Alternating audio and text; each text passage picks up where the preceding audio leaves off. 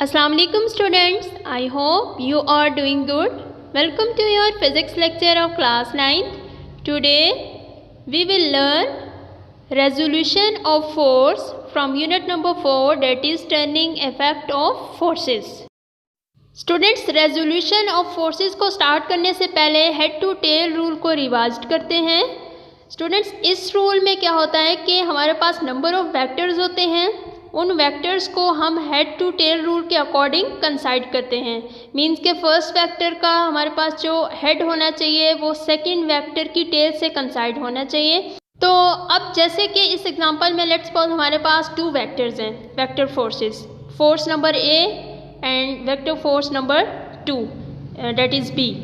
तो हमारे पास एक वेक्टर ए है और दूसरा वेक्टर बी है. अब इसको हमने हेड टू टेल रूल के अकॉर्डिंग कंसाइड करना है. तो सबसे पहले हम ए वेक्टर को लेंगे. अब ए वेक्टर का हमारे पास जो हेड है वो वेक्टर बी की टेल के साथ कंसाइड होना चाहिए, जैसे कि आपने ये थर्ड वाली फिगर में आपको नज़र आ रहा है. सिमिलरली अगर हमारे पास थर्ड वेक्टर होता, लेट्स सपोज अगर सी होता, तो उसके लिए हम क्या करते कि हमारा जो सी वेक्टर है उसकी टेल जो बी वेक्टर है उसके हेड से कंसाइड होनी चाहिए थी.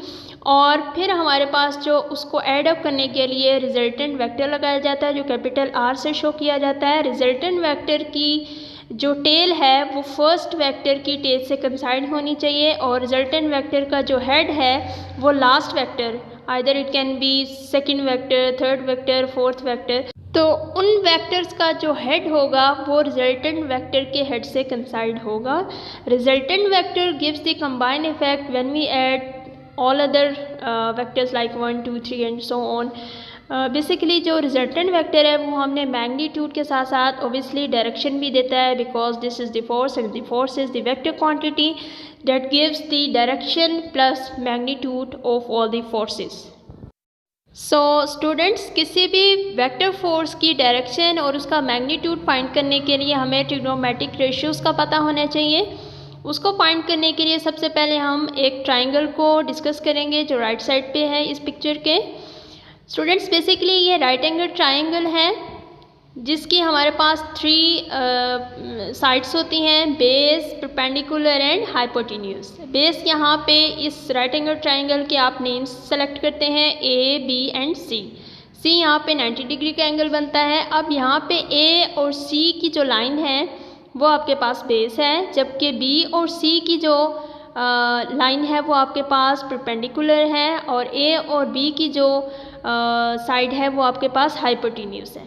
तो स्टूडेंट्स, सबसे पहले अगर आपने एंगल या डायरेक्शन फाइंड करनी है तो उसके लिए साइन, कोस और टेन थीटा का पता होना चाहिए आपको कि ये कौन कौन सी साइड्स के इक्वल है. Basically sine theta equals to perpendicular over hypotenuse. So according to right angle triangle here perpendicular is B C and hypotenuse is A B. Similarly, cos of theta equals to base over hypotenuse, that is base equals to AC according to right angle triangle and hypotenuse equals to AB. And next is tan of theta equals to perpendicular over base. Perpendicular is BC according to right hand rule that is given in this picture divided by base and base equals to AC. Now students, here we will start our topic that is resolution of forces. Resolution means solve करना या simplify करना, forces को निकालना basically resolution of forces होता है, resolve करना. So first of all we read definition of resolution of forces. What is that? Splitting up of a forces into two mutually perpendicular components is called the resolution of that force.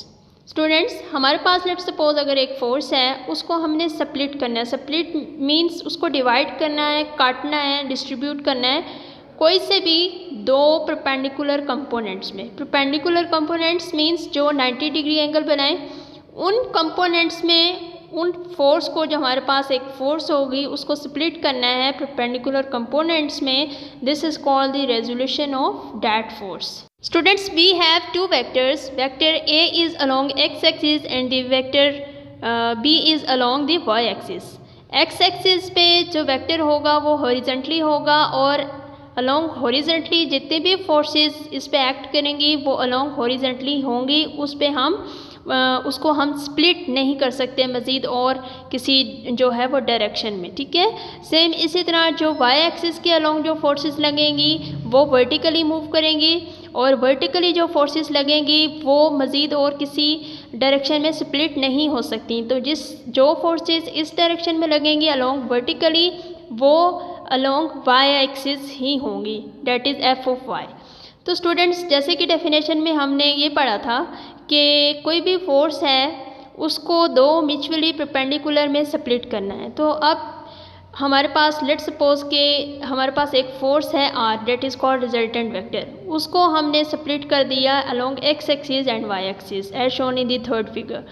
तो students अब यहाँ पे हमारे पास along X axis that is horizontally and along Y axis that is vertically जो है वो forces लग रही हैं। तो स्टूडेंट्स अब यहाँ पे हमने क्या करना है कि जो हमारे पास रिजल्टेंट फोर्स है वो इम्पोर्टेंट रोल प्ले कर रहा है। बेसिकली ये हमारे पास एक ऐसी फोर्स थी जिसको हमने स्प्लिट किया along X axis and along Y axis. तो यहाँ पे जो रिजल्टेंट फोर्स थी वो हाफ अलोंग एक्स एक्सिस लग रही है और हाफ अलोंग वाई एक्सिस लग रही है, that makes the mutually perpendicular component and these components makes the angle 90 degree, that is called perpendicular components of the resultant force, that is denoted by capital R. Now students, let's start to explain resolution of forces with the help of diagram. Students right side पे आपको एक right angle triangle diagram show हो रही है and this is OAB. Students, along the line OB is your horizontal vector that is written as F of X. F of X इसलिए है क्योंकि ये अलोंग हॉरिजेंटली है और हॉरिजेंटली ये फोर्स लग रही है, that is represented as F of X. Same इसी तरह ए बी की जो लाइन है वो आपके पास एफ ऑफ वाई है, that is called vertically forces. तो जो फोर्सेस अलोंग वर्टिकली लगेंगी that is called F of Y, that is vertical forces. Same इसी तरह आपने जो रिजल्टेंट फोर्स है उसको भी ऐड करना है ताकि उसका सम अप निकाला जाए। तो उसके लिए ओ ए लाइन है, O A line is the resultant force that is split up into a two mutually perpendicular, that is F of X and F of Y.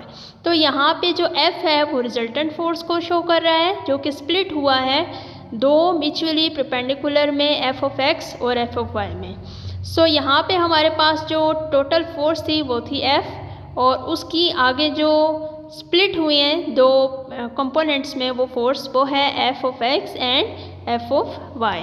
और इस राइट एंगल ट्राइंगल पे head to tail rule apply हुआ है और first vector का head जो है वो सेकंड वेक्टर की टेल से कंसाइड हुआ है और फिर उसको रिजल्टेंट वेक्टर से कंसाइड किया गया है। So students, according to right angle triangle here F of X is your base and f of y is the perpendicular of right angle triangle and f is the hypotenuse of the right angle triangle. तो students हम कह सकते हैं कि f equals to F of X plus F of Y mean जो resultant vector है वो equal होगा दोनों म्यूचुअली परपेंडिकुलर कंपोनेंट्स के एडिशन से, F of X plus F of Y. तो इन mutually perpendicular components that is F of X and F of Y, इनका मैग्नीट्यूड फाइंड करने के लिए जो ट्रिग्नोमेट्रिक रेशियोज़ हैं वो यूज़ होंगी। सबसे पहले हम स्टूडेंट्स फाइंड करते हैं वो फोर्स जो अलोंग हॉरिजेंटली लग रही है, means F of X find करते हैं। उसके लिए ट्रिग्नोमेट्रिक रेशियोज़ हमें चाहिए cos of theta. Cos of theta equals to base over hypotenuse. अब बेस यहाँ पे हमारे पास ओ बी है and O B is represented F of X. Same इसी तरह जो हाइपोटेन्यूज है वो है O A, that is called capital F and this is also known as resolution of forces. तो cos of theta equals to F of X upon F, that is base over hypotenuse.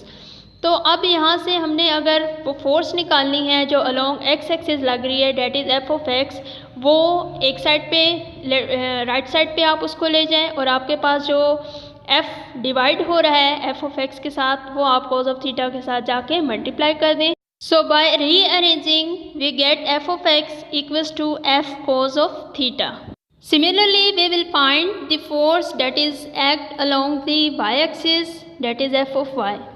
तो students f of y यहाँ पे हमारे पास जो है वो उस पर ट्रिग्नोमेट्रिक रेशियोज़ अप्लाई होंगी, that is sin of theta equals to perpendicular over hypotenuse. So sin of theta is equals to f of y. f of y perpendicular है इस राइट एंगल ट्राइंगल में और हाइपोटेन्यूज है f. So we will get sin of theta equals to f of y upon f.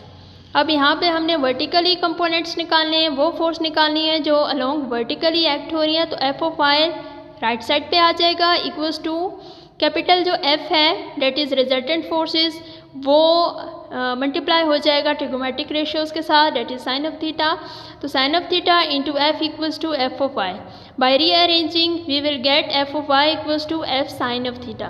तो इस तरह से trigonometric ratios को यूज़ करके हम अलोंग एक्स एक्सिस और अलोंग वाई एक्सिस जो फोर्सेस हैं उनका मैग्नीट्यूड निकाल सकते हैं.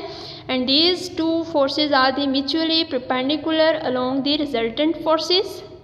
So students, if we have the angle that is theta and if we have the resultant forces, then we will find the magnitude that is act along vertically or act along horizontally like f of x and f of y. So we can easily calculate the forces along these mutually perpendicular components. Now students, here we will discuss the second part of the resolution of the force, that is determination of the force from its perpendicular components. Now here is again right angle triangle that is OPR. तो students जो line along x axis है that is f of x, along x axis जितने भी forces act करेंगी that is called f of x, और f of x यहाँ पे base line है, जबकि PR हमारे पास vertically जो forces हैं वो act हो रही हैं. And this vertically forces along the line PR. And resultant vector that is f is the hypotenuse of this right angle triangle and this is the point O and R. तो students यहाँ पे जो x component है वो आपके पास f of x है, y components हैं वो है आपके पास f of y and the resultant जो वेक्टर है वो आपके पास f है. स्टूडेंट्स हमारे पास दो वेक्टर्स थे, vector a and vector b that is f of x that acts the forces along x axis and f of y in which the forces act along y axis. So this is also called vertical forces. तो इनको हमने head to tail rule से कंसाइड किया. उसके बाद हमने ये देखा कि जो हमारे पास रिजल्टेंट फोर्स है that is equals to the sum of the mutually perpendicular components that is f equals to f of x plus f of y. So according to this right angle triangle, here f is OR. Basically OR is the hypotenuse and f of x is the OP that is the base of the right angle triangle. और PR जो है यहाँ पे वो हमारे पास vertically forces है and here PR is the perpendicular of the right angle triangle. तो हमने यहाँ पे जो एक इक्वेशन हमारे पास बनी उस पे हमने जो एब्रीवेशंस थी वो यहाँ पे पुट की, f equals to F of X plus F of Y हमारे पास बना. तो अब हमने ये फाइंड करना है कि जो हमारे पास मैग्नीट्यूड है, जो रिजल्टेंट फोर्स का मैग्नीट्यूड है उसको फाइंड कैसे किया जाए. तो to find the magnitude of resultant forces we take squaring on both side. We will get O of R का whole square equals to O of P का square plus P of R का whole square. Now put OR equals to F, OP equals to F of X and PR equals to F of Y. तो students हमें resultant force चाहिए without squaring. So we take under root on both side here. Under root के साथ हमारा जो f का square है वो कैंसिल आउट हो जाएगा और हमारे पास दूसरी साइड पे बचेगा under root f of x square plus f of y square.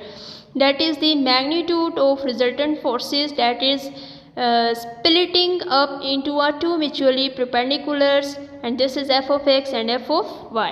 Now students, here we will find the direction or angle of perpendicular components. So by using trigonometric ratios that is tan of theta equals to perpendicular upon base. Here perpendicular is f of y and base is f of x. So we will get the tan of theta equals to f of y upon f of x. तो students अगर हमने angle या direction find करनी है तो theta जो है means के जो एंगल है उसको राइट साइड पे रखेंगे हम. तो theta equals to tan inverse हो जाएगा f of y upon f of x. Tan inverse को फाइंड करने के लिए आपने कैलकुलेटर पे शिफ्ट प्रेस 10 कर देना है. So you will get tan inverse. The formula that can be used to find the direction or angle of the perpendicular components is here. Theta equals to tan inverse f of y upon f of x. Here tan is the trigonometric ratio and f of y is that force that is acts along y-axis, and the f of x is that force that along the horizontal faces.